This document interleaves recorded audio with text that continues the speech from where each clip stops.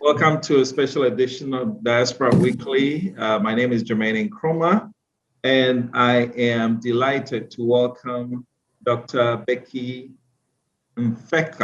from South Africa. Today, we're going to be discussing South Africa. There's a lot that's going on in South Africa, but hopefully we'll be able to get into what prompted it. We'll go behind the curtains and talk about what happened. So, Doctor, welcome. Thank you. Thank you. Very good. Let's start with the background. I think for everything, for every fire that's raging, there's something that had sparked it. Could you take us behind the scene and talk to us about what sparked all this? Yes, interesting enough, I've read and listened to a number of analysts. Mm-hmm.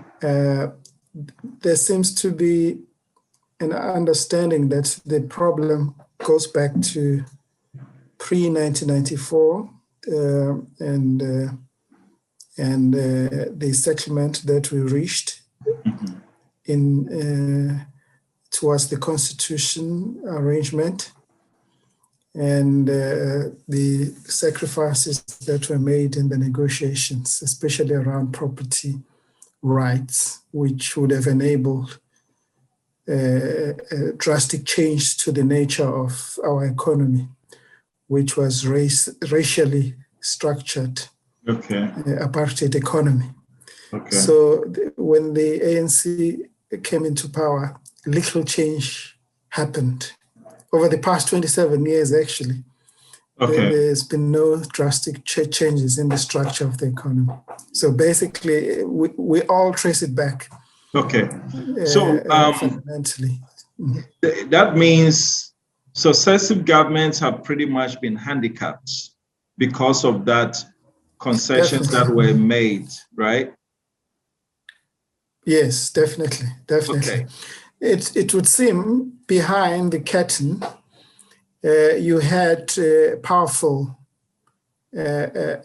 families, white families, who were in control of the economy, powerful companies that were in mining, energy space, that had vested interest in the nature of the settlement between the ANC and the then National Party apartheid government. So the settlement was crafted in such a way that it protects the white interest in the economy. And it was designed in such a way that their interest is intact in terms of ownership of resources. So the contestations politically are around the resources. Okay. Of course, it's deeper than only white companies. It goes to global interests that are in the resources, which is the common trend throughout the continent. Okay. Yeah. Now, scramble for resources. Exactly. If I were white in 1994 and I sat down to negotiate, I would probably have done the same thing because I need to protect my interests. Okay. But now that the successive governments have been there, what have you seen in the efforts of the Mandela, Mbeki, Zuma, and Ramaphosa administrations to renegotiate or kind of, renegotiate so that the interests of their people are also better protected? Well, the ANC, there's a very big debate which brings us to where we are about so-called state capture. The pro-Zuma forces, if I can call it that way, believe that the South African ANC government was captured already before 94 towards settlement and after settlement. They were already captured by these white interests. Okay. And they call those interests white monopoly capital. That's the term that they use to identify those who have captured the state of South Africa. Okay. And this has moved further to say that those who are pro-establishment, if I can call them that way, have then pointed at this pro-Zuma faction as captured by a family, Indian family, Gupta, called Gupta family. Okay, so let me influence. interject briefly. So is it fair to say that within the ANC, African National Congress, there are mainly two factions, the pro-establishment faction and then the you call the pro-Zuma faction? Is that accurate to say? Yes, okay. Currently. Okay. Those are main factions currently. And the pro-Zuma faction, can you describe it for me? Yes, the pro-Zuma faction is, follows the politics that was pursued by former President Jacob Zuma, which you can trace back from the more leftist part of the ANC. It consists of those who were predominantly those who were part of Umkhonto weSizwe, the military wing of the ANC. Those who we call them went to the bush. Okay. Versus those who went to places like London and studied, and those who were somehow privileged. So he led that group, Zuma led that group, which sacrificed educationally because they believed in fighting first. So that group was more leftist. Okay. It went to training in the Soviet Union. They went to pick up arms and were deployed throughout the continent, some in Angola, some in Zambia, in Liberia, Zimbabwe, Rhodesia. In different parts of the continent. Okay. Yes, in Rhodesia. So they were more leftist, more socialist and communist. Okay. And Mandela himself was part of that group, although in his presidency, he changed a little bit by denouncing some of their ideological, do you think his long prison? Do you think his long prison term may have influenced his thinking?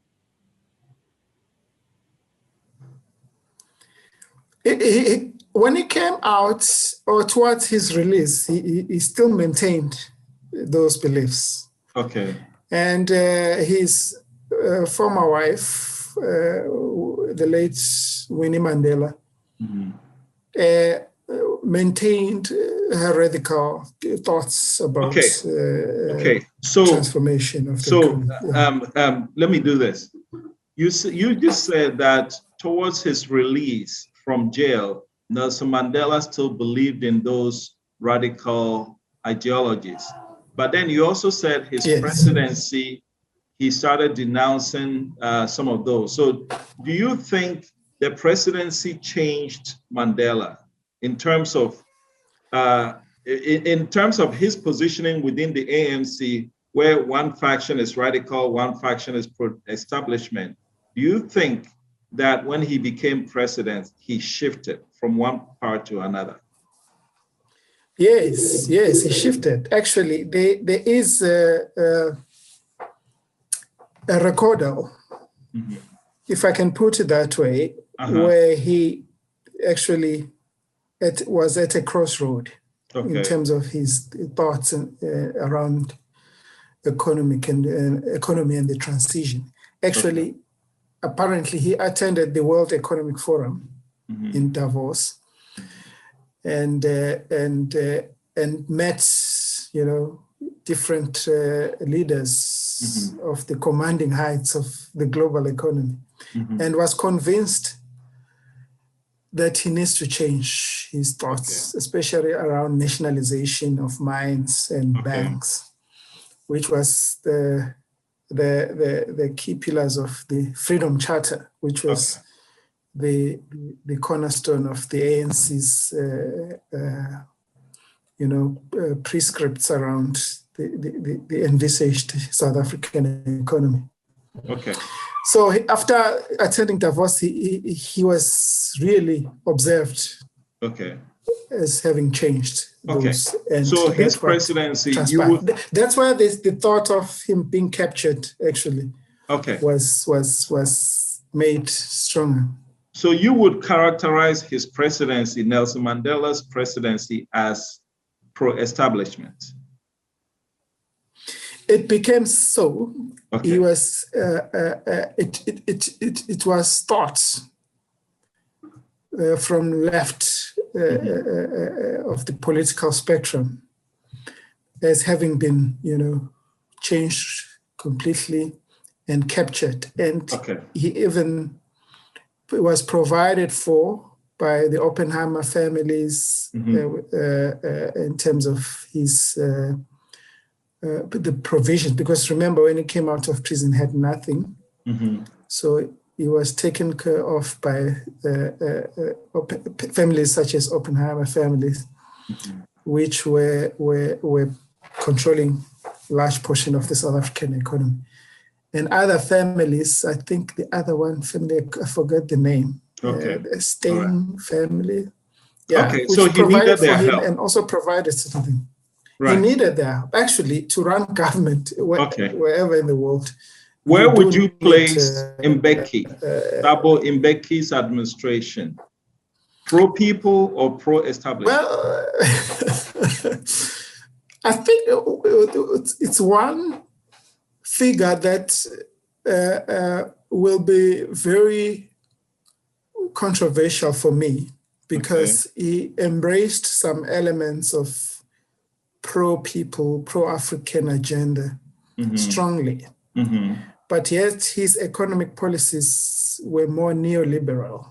Remember, he introduced what we called gear policies and sold very strong state-owned entities to the private sector. Like we had a very strong state company called ISCO, which produced aluminium, steel, very key to company that is key to the economy, manufacturing in particular. He sold it. He sold Sasol, which is a very big company that was created for energy security. The company that came up with technology that changed coal into oil. Okay. The only intellectual property that's set in the world for that type of technology was here in South Africa. He sold it. I think today the state has only less than 7% of that company. So he was on the drive to liberalize the economy because of the thinking that for this economy to grow, and also other key sectors of the economy, like the central bank was privatized basically. Wow. Although the state had control in a way, but it's privately owned. That's why the pro-Zuma faction was saying, look, we need the bank to be fully nationalized. Okay. If you look at the resolutions of the ANC in 2017, when President Ramaphosa was elected the president, the resolutions were kind of pro-Zuma. Okay. They call them radical economic transformation policies. Okay. It's more like pro-poor in a way. Okay, so of the four leaders, it seemed to me, because we know Ramaphosa is completely pro-establishment. We know that. You agree? Yeah. Okay. Yes, of course. Okay. So of the four Africans who have led South Africa after apartheid, Zuma is the only one who is pro-people. Is that correct? Yes, let me explain Zuma, because many people, he's been because of his beliefs politically, he's been, scandalized, basically, Okay. more than any politician in Africa would have been scandalized. Okay. Precisely because of his beliefs. Black middle class educated Black people. Most of them would not like him because he's perceived not to be educated. He's perceived to be more traditional Zulu, and all that. But those who love him know his history in the struggle. He was the commander of Umkhonto weSizwe, and he was also the head of intelligence of the ANC. So he's the mastermind behind Oliver Tambo. So they're very close to Oliver Tambo. He was very close to Chris Hani, another popular leader of the progressive forces. So he was close to those people. He was close to Winnie Mandela, who was the force behind, Soweto uprisings and release Mandela. She was the face of Mandela. So Zuma was behind and is very popular on the ground, extremely popular.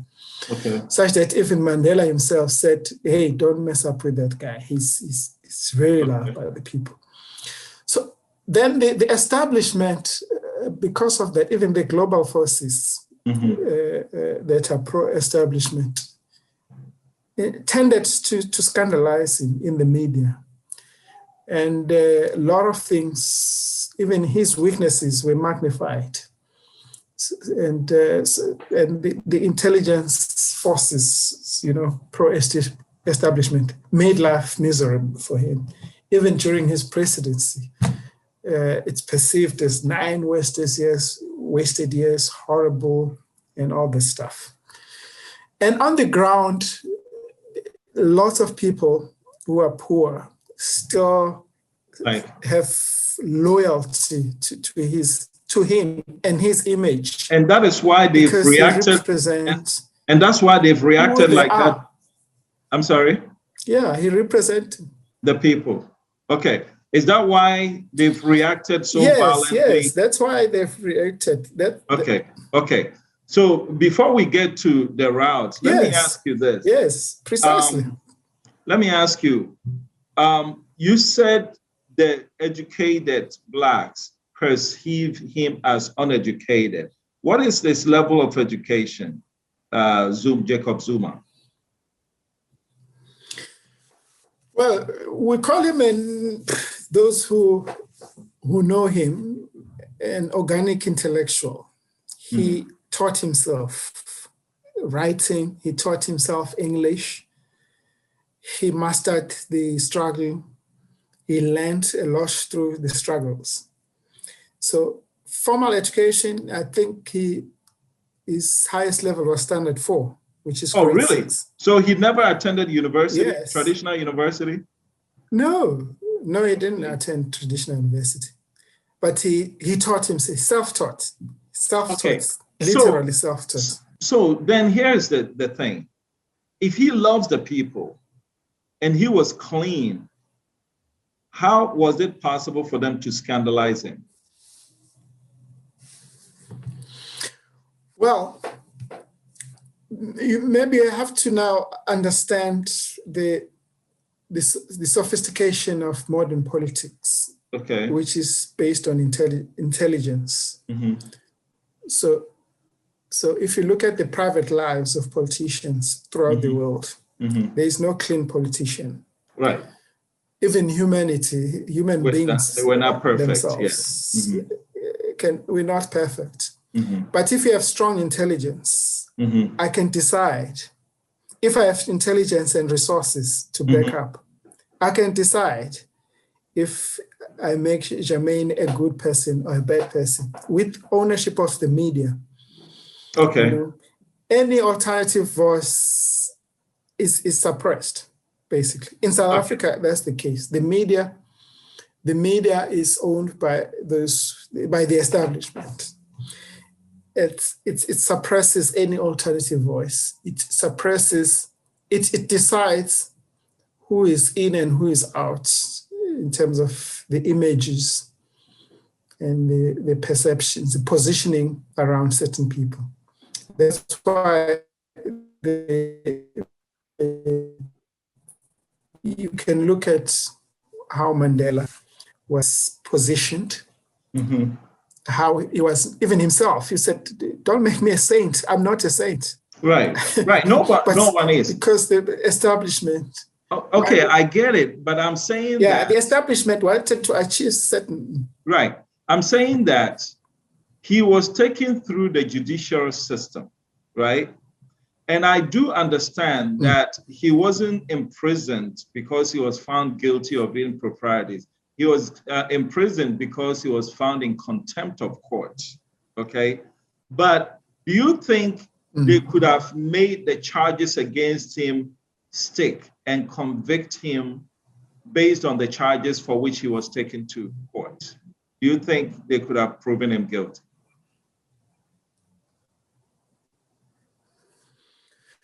Well, that's another subject, which is linked to what the establishment wants us to believe. They want us to believe that it's about, this issue is about the rule of law. Nobody's above law. We are all equal before the law, all right? So the story about him appearing before the commission, the State Capture Commission, is placed before the people and the world as if he was not willing. He was not willing to go to the commission. Whereas he wanted to go to the commission, he raised the issue with the chairperson. And by law in South Africa, you're allowed to ask for the recusal of the presiding officer if you feel that he's not going to be objective. That's what he simply did. Right. And then the chairperson did something extraordinary. Instead of following the law that governs what the commission itself, he decided to deviate and go to the Constitutional Court and ask the court to force him to appear before the commission. Whilst Mr. Zuma was pursuing his right to challenge the position of the judge, the chairperson of the commission, in court, he went to the High Court to review, because what the judge did was abnormal. To be a judge in his own case of recusal. So the Constitutional Court proceeded. I'm sorry, wait. So Zuma asked the chairman of the commission to recuse himself because he didn't deem him fair. And the person who made the decision, how was that prosecuted? Was that taken to court? And are you saying the same person who was supposed to recuse himself is the one who made the decision that he doesn't have to recuse himself? Yes. How is that possible? Yes, that's the case. Well, it happened very fast. Because while Mr. Zuma was waiting for the High Court to hear his review application of the decision of the chairperson of the commission, then the chairperson took the matter to the High Court, to the Constitutional Court, the last court in the land, unprecedented. And the last court agreed to hear him, and then he won. Then the Constitutional Court forced him to go back. And he said, look, I'm still waiting for the High Court to hear me because I'm not happy. How can I go to a person that I'm not happy with and I'm challenging that decision? Okay, but so it didn't appear in the Constitutional Court. Yeah, this is perhaps a legal question. That's where the controversy lies. Should he have gone to the Constitutional Court? This is perhaps a legal question. I don't know if you can answer this. If I take a matter to the High Court, is it necessary for the High Court to render its decision, or can my opponent circumvent the High Court and go straight to the Supreme Court? When you say Constitutional Court, I'm assuming that's the Supreme Court of South Africa, yes. right? So can my opponent take court. the same case that I've taken? Okay, let me back up. When I take you to the High Court, I am the plaintiff, you are the defender, correct? Yes. Right? Now, if you, the defender, also decide to take that same case directly to the Supreme Court, this time you will be the plaintiff and I'll be the defender. Is that normal legal practice?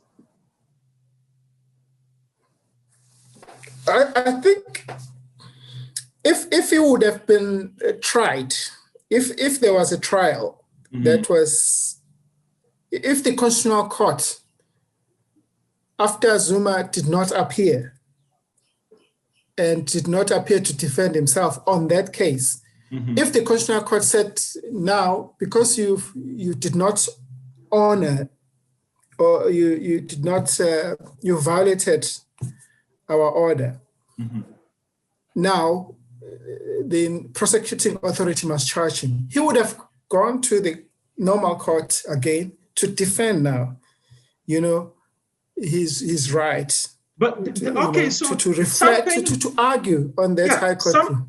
Correct me if something abnormal happened. Anytime there is a case, if there's a case at a lower court that is yet to be resolved, you cannot take that same court to the Supreme Court. The Supreme Court should direct you back to the court and say, wait, let that court render its decision first, right? Absolutely. So why did, so in this case, the Supreme Court of South Africa, which is the Constitutional Court, circumvented the legal process. Is that what happened? They broke it. Absolutely.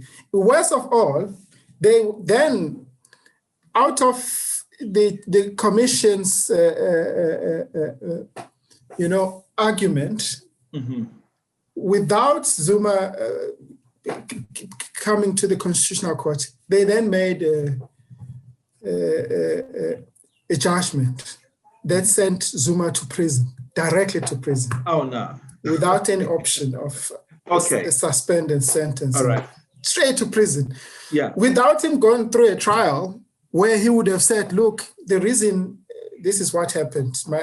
This commission did this, and the commission would have argued in a trial. But there was no trial in this case. Okay. So, which is unprecedented. Even the court itself says so. This is unprecedented and unconstitutional. Right. Other judges, the minority judges in the Constitutional Court, say this is unconstitutional what the Constitutional Court has done. Okay. But they asked him to report himself. I think they gave him a period of time to report himself to be taken to jail. And given that this was so unconstitutional, why didn't he force them to pick him up? Why did he walk into the place to turn himself in?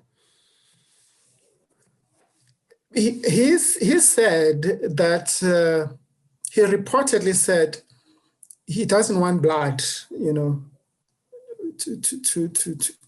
he doesn't want people to die, basically, because of his incarceration or resistance, because he was resisting. And I feel like I'm in the apartheid era now, where people are detained without trial. Okay. But now, because these guys are intent on me going to prison, let me go to prison, But he's still resisting because he feels that there's injustice. And his supporters as well, they say the same thing. It's injustice unprecedented in the democratic era. Okay. So what I'm having difficulty understanding is this. They asked him to appear in a constitutional court. Hello? They asked him to appear at the constitutional court, and he refused because his argument was that my case is still at the lower court and it hasn't been a judgment has not been rendered yet. So he declined to appear at the Constitutional Court. And then they fined him, they sentenced him, Yes. They sentenced him to jail for not appearing at the Constitutional Court, right? That's what happened? Yes, they sent him to jail for not obeying the Constitutional Court order, which forced him to go to the commission. Yes. Okay.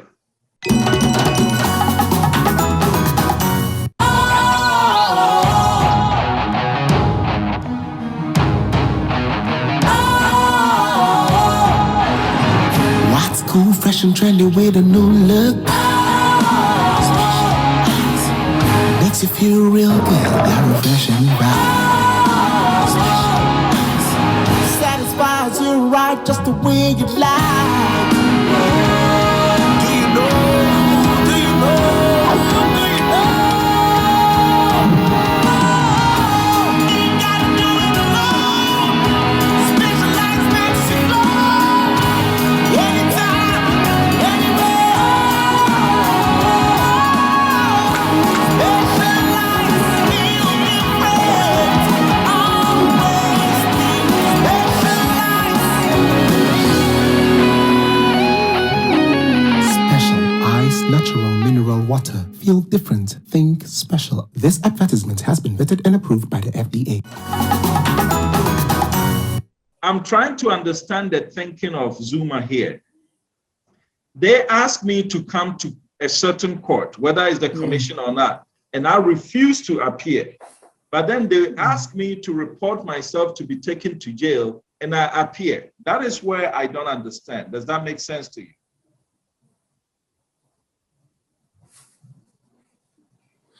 Yes, it does make sense. The issue is that his argument, he would have resisted going to jail because he still believes that it's an injustice. Mm-hmm. But because of he fears the blood and the killings that would happen if he resists, because the police will then be forced to fight his supporters. And blood may spill. Then he decided to go. He was prepared to again resist the Constitutional Court order. He was prepared to do that. But because he wanted to maintain peace, he decided to go back. To go to jail. Yes. Okay. There is a video. Yes. There's a video here that I'm going to play. Angazi ukuthi ngoneni angizwanga nje bengixoxa laphana into engizwe beyikhuluma babephendula inkulumo yami yepolitiki nabe bekhuluma politics yokuthi baphula umthetho kodwa kabameli bami bathe bazoke babhale nabo ngokomthetho babatshena ukuthi lesigweba silungile angiyazi ukuthi uhamba iphelele phi leyo kodwa lapha ezoba nzima khona uma kuthiwa angiyodonsa ejele ngingonanga lutho nami ngihambe impela ngiyongena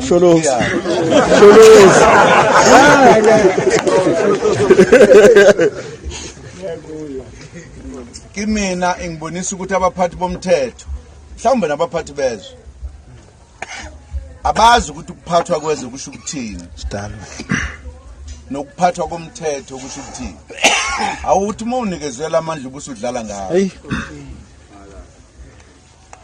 ngoba bangenza ukuthi kube nomonakalo omkhulu ezweni obungeke kube khona kunjalo ngiyethemba ukuthi nokukhumbula ukuthi nangenkathi kwakhiwa le commission ngabatshela ukuthi bayokhala ngelinye ilanga ngoba benza into engenziwa alikho izwe lake lathi awungiphenye nguhulumeni nje alikho nelilodwa uma wenza lokhu kusho ukuthi awulazi ukuthi izwe lisho ukuthini ngoba izwe nelizwe lineemfihlo zalo linezinto zazo engakhulunywa ngazo awukwazi futhi ukuthelisa abantu bethi asiyithandi lento uyenze ngoba uduphethe umthetho cabanga ukuthi ukukhuza kwenu induna zami ezingiphethe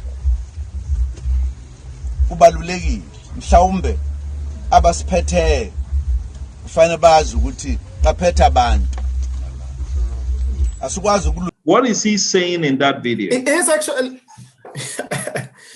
saying the same thing I'm telling you, that he was not willing to hand himself over because he believes he did nothing wrong. Okay. So I can't just, go to prison having done nothing wrong. That's what he believes in. And he's also saying in that video that people are abusing power. People who are put in positions of authority. They don't know, they are playing with people's lives, abusing power. Power is something sacred that you must, because you're not leading, he says, you're not leading yourself, you are leading the people. Okay.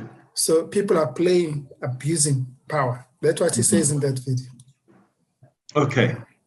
So now he turns himself in, and despite the fact that he did not want to spill blood, so he peacefully turned himself in.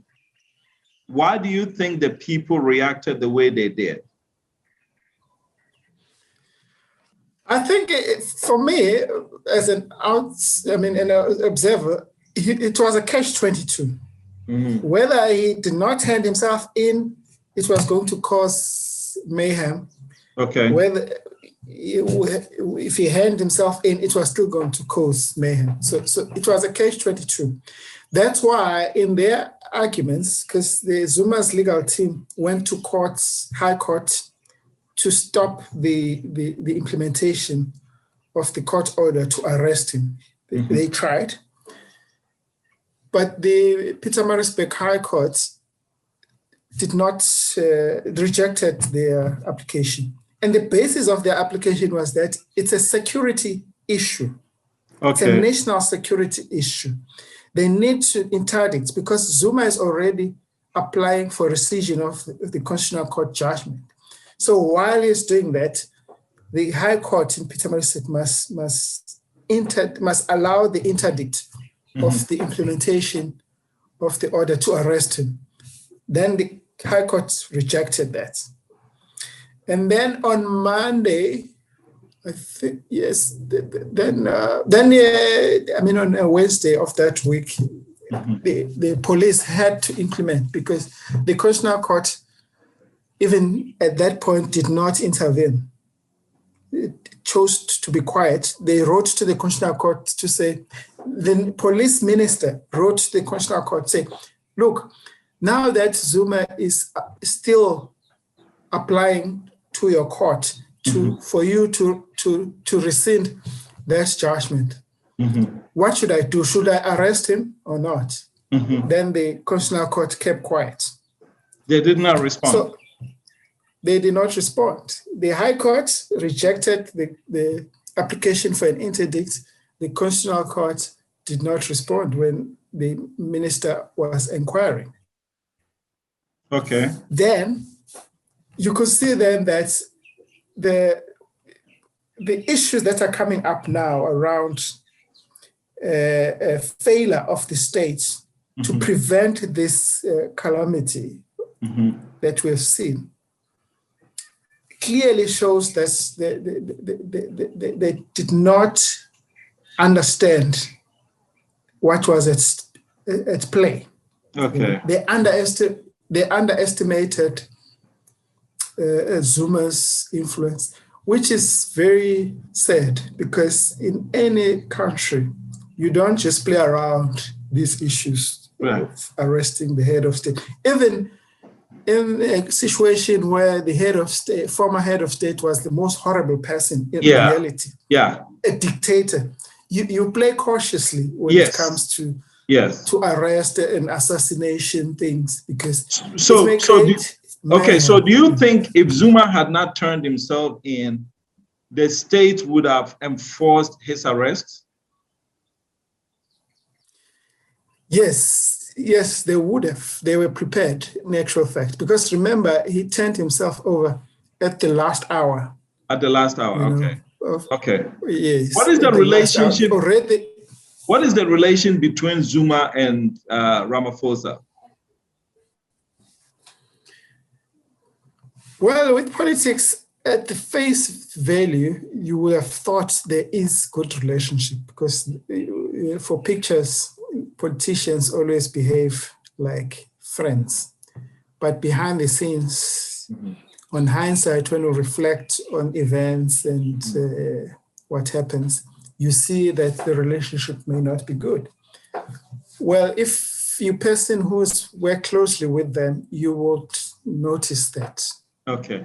The relationship has never been good. Maybe politically speaking, not socially, politically. They've never had the same Ramaphosa used to be a union leader, correct? Yes. If he's a union leaders are usually for the people. Yes. So where did his transformation occur? That's a good question. Well, there are different views around that. There are books written. If you trace President Ramaphosa's history, you would have read that the formation of the union he led was sponsored by the Oppenheimer family. Okay. And the mineral energy complex group of companies in that space. So it was sponsored, although it became a very strong force because it organized a major strike ever organized in the 80s. So he became a force to be reckoned with, such that even the ANC and the Progressive Alliance had to, accommodate him. Even became, from nowhere, became the general secretary of the ANC in 1991, if I'm not mistaken. And he rose through the ranks from there. Okay. All right. So what is the situation? What is the situation now in South Africa, security-wise? It's still unstable, although the soldiers are all around in hotspots like KZN and some parts of Gauteng. So it's you never know what's happened because he's still incarcerated and there are still calls for him to be freed. They call them Free Zuma campaign, which is on social media, you could see they're very active, strong. And the way it happened, there's a sense that it can still happen, Although the government is trying to create, the impression that we are now rebuilding. We have everything under control because now the police and the soldiers are on top of things. But with the incarceration still, and we're waiting for the Constitutional Court to issue its judgment on the rescission application. If the judgment is not rescinded, and the Constitutional Court says he must stay further and complete his sentence, then we can still have a serious situation. Okay. So you think the people believe that they have made a statement and that the Constitutional Court will make the right decision and release him? Is that a thinking of the people, you think? Well, the people, it would seem, if you separate them to pro-Zuma and the establishment, the pro-Zuma have lost trust in the judiciary, unfortunately, because of the observations around judgments that involve Zuma. He loses all these cases, he's punished with costs, and all the benefits that he received as the state president to have his legal costs covered have been taken away. Even last week, he was served with summons to pay about 18 million rand, which was the money that was previously paid by the state to cover his court matters. So there's less trust in the judiciary from that side. And the other side is triumphant. They believe that it's the rule of law has been vindicated. Okay. So that's why we find ourselves. All right. So looking forward, is there anyone in the pro-Zuma? What happens to the pro-Zuma faction of the ANC?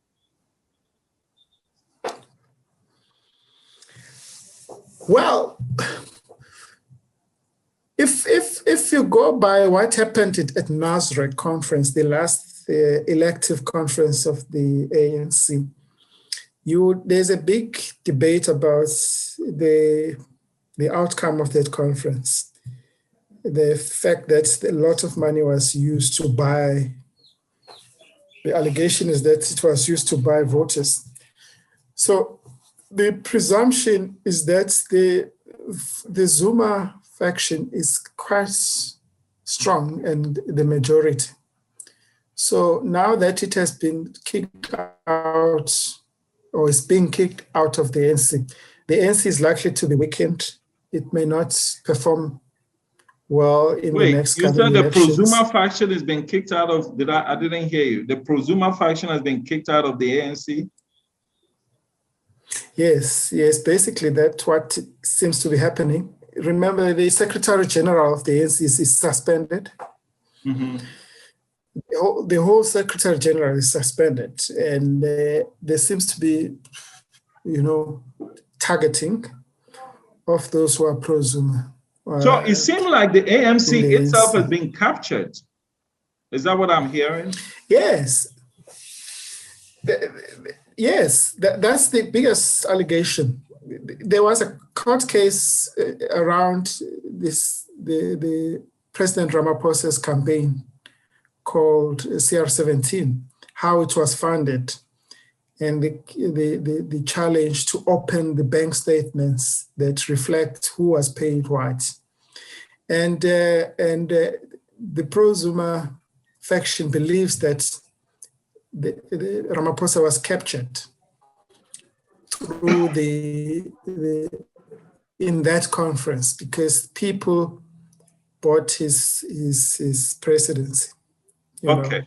But fortunately for themselves, they won the case. The court says, no, you can't open those statements. They must remain sealed. It's a private affair. Okay. Yeah.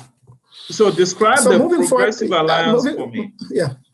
The other political party, what do you call it? Progressive Alliance, right? Yes, the Progressive Alliance are those alliance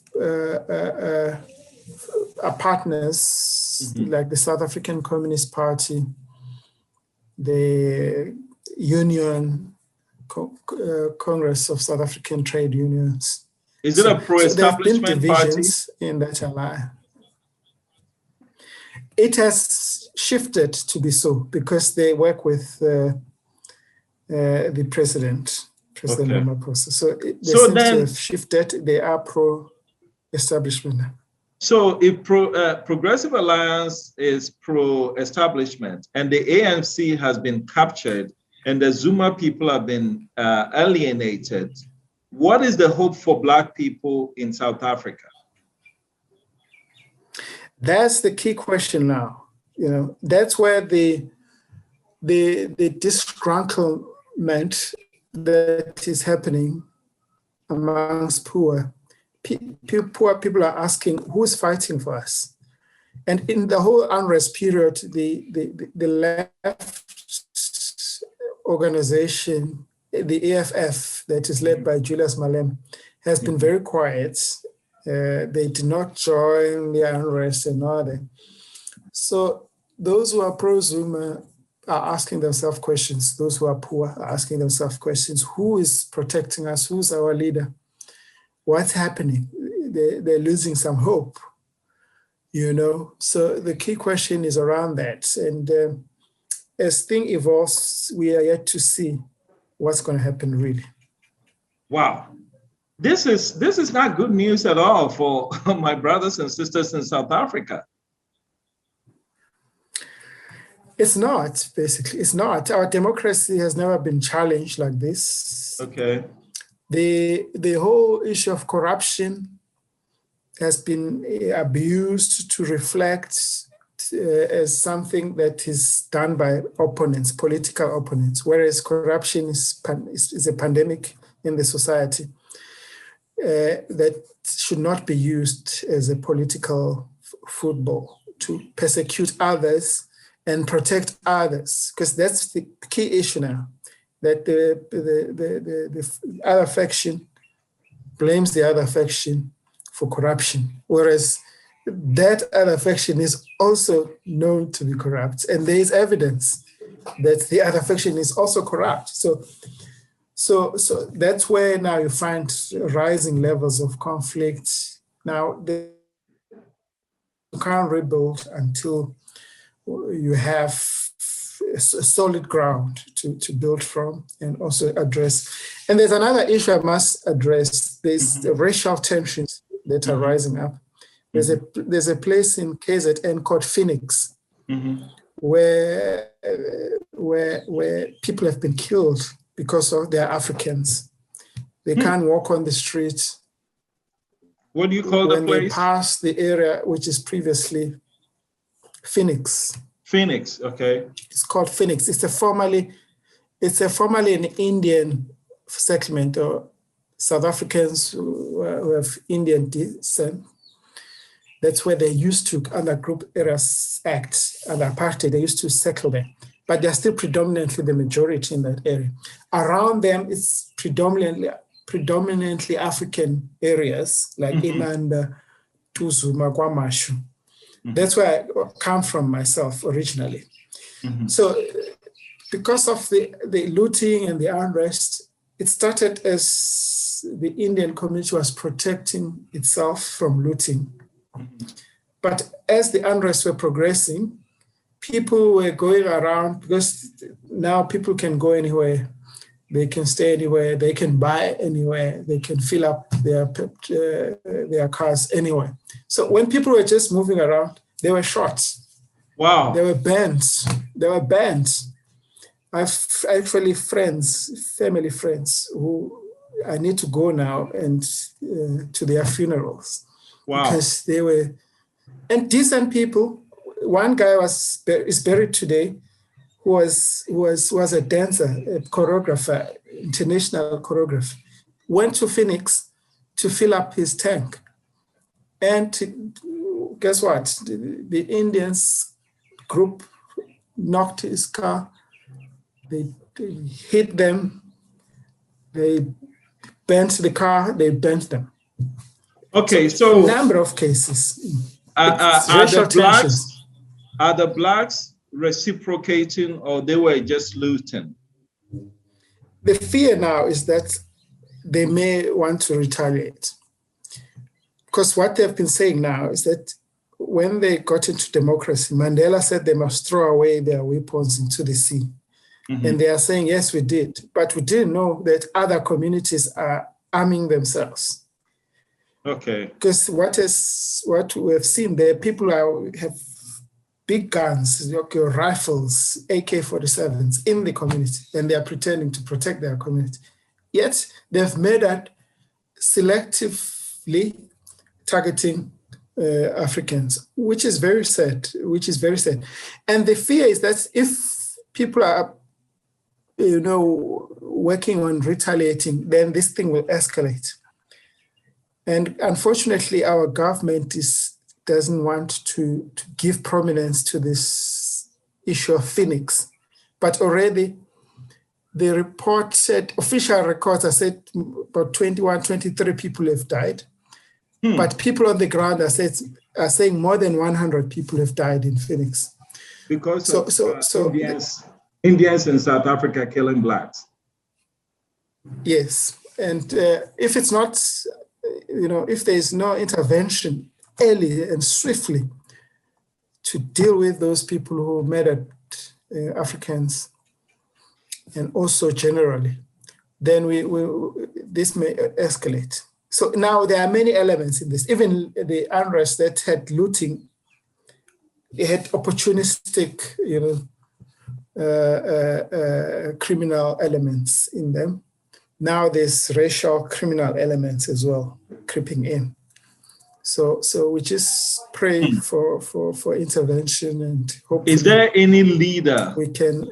Is there any leader now who you think is willing to stick his neck out to lead the pro-Zuma people, whether as still part of the ANC or a new political party? Do you see that happening? I think because Zuma is still alive, they need to address this unjust judgment. I think the constitutional courts should go back to the drawing board because they may underestimate the damage that judgment caused. They must go reflect and, do the right thing. Okay. Because I don't think Zuma wouldn't want to be our if it's clearly found that he must do it properly. You say you don't think... Then Zuma himself will still can appeal to his people and lead them. Okay. But Zuma is still there. Constitutionally, is he able to lead? I'm not sure constitutionally, and his age would not allow him, Okay. But if he can still manage to speak to people and work things out with the other faction to make sure that the ANC is united and it's focused on its probably pass the baton to someone, right? To liberate and. So I want you to make those things happen. Yeah. Young people. Yeah, I want you to look forward for me in closing and tell me what are your hopes and fears for South Africa, especially for the indigenous, the Black people of South Africa. What are your hopes and fears looking forward? Well, let's start with my fears. My fears is the lack of leadership in the country. Because even if we speak about succession, who's next? That's a big question. So we've been led by the older generation. So we need young people to come on board and lead us, and they must show the qualities and the gifts that are required to lead a nation like South Africa. It's complex, its history as it is. So that's my fear. And my hope is that, it's the fact I was surprised actually to see that there's a high level of consciousness among poor people. They understand exactly what's happening. They understand even any injustices that are happening. They can see, in spite of the media, portraying a one-sided view of the events, but people are clear on what's happening, and they are prepared, to pursue what struggle now seems to be around economic freedom. They are prepared to pursue economic freedom, and that for me is the biggest hope. That if we all united, I've written some articles to say, look, we need to renegotiate with the white, so-called white monopoly capital. I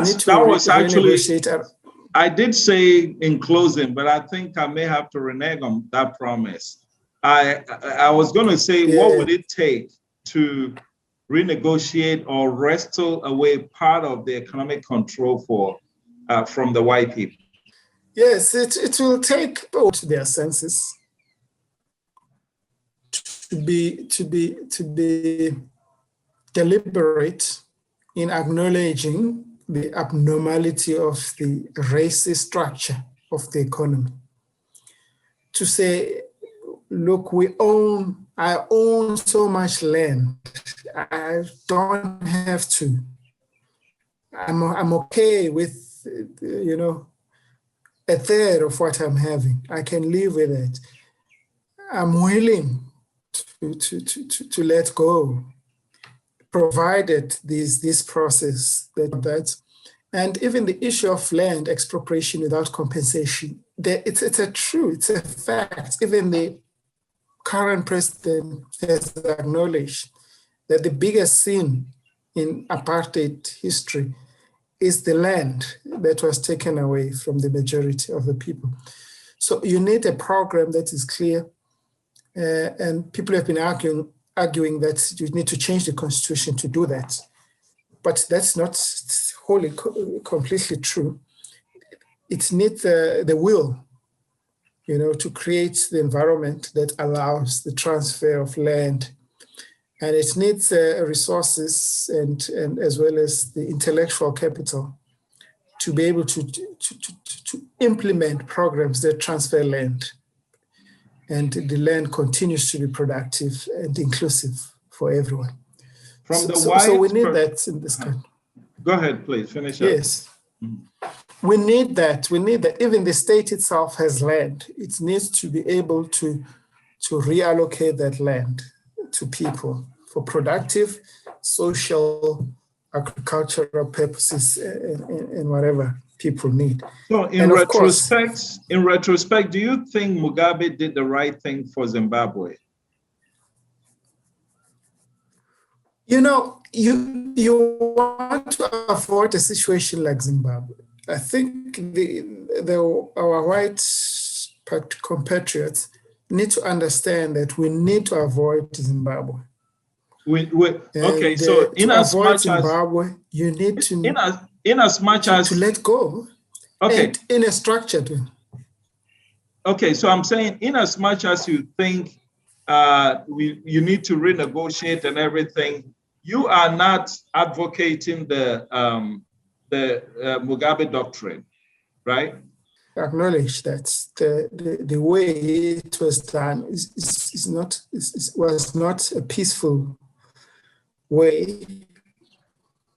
If there's other ways, you want to avoid violence by all means. Okay. So if there's something that is not the process that is not complete, like it was in Zimbabwe, the process of land redistribution was not completed. So then Mugabe, then advocated for expropriation, violent expropriation, which we can avoid if we come to our senses and if we acknowledge our weaknesses and address them on both sides. Everybody need to address our weaknesses and then deal with proper transfer and redistribution for just economic justice. Yeah. But you know as well as I do that human beings by nature are greedy. There are two elements playing here. Yes. Okay. Yes. Now, if I may argue from the white man's perspective, I am greedy to start with, so I am not sharing. That's one. And even if I were willing to share, how do I know that I have my knee on you on the ground with all the stuff that I've done, apartheid and all this? If I share and I empower you, how do I know that you're not going to come after me? If I'm white in South Africa, that's my thinking. How do you address it?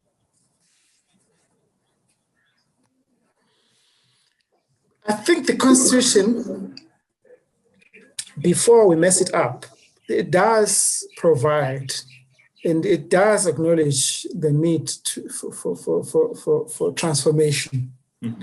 So the problem has been the resistance to transform, from our white friends. Okay. So if they can be convicted to be part, firstly, people are saying these guys didn't even apologize. Okay. We were forced by Mandela to reconcile with them and forgive them. But they didn't apologize. It was him. They were not like. they didn't show any remorse, most of How them. do you forgive someone who has not shown remorse or apologized? That's people's argument. They say, even when they were burning, looting, they say, if these people, even, how should I care about their shops and properties? Because they don't benefit me. And even these people did not even apologize. We were told by our leaders that we need to forgive them. So that's the dangerous, situation we're facing, which requires all of us to go to the drawing board and really confront our weaknesses as a nation and build on a genuine, from a genuine launching pad that acknowledges our past mistakes and how we can drastically and radically transform this economy, like we were avoiding war kind of a situation. We need to. Dr. Mfeka, this has been one of the most amazing interviews I've ever conducted. Look, you've taken us into the back door, behind the screen, to show us South Africa. And for that, Diaspora Network Television is forever in your debt, okay? Want to thank you for appearing on Diaspora Weekly. My name is Jermaine Nkrumah, and my guest was Dr. Mfeka from South Africa. My brother, let's keep the conversation going after this, okay? Thank you. Thank you so much. Thank you.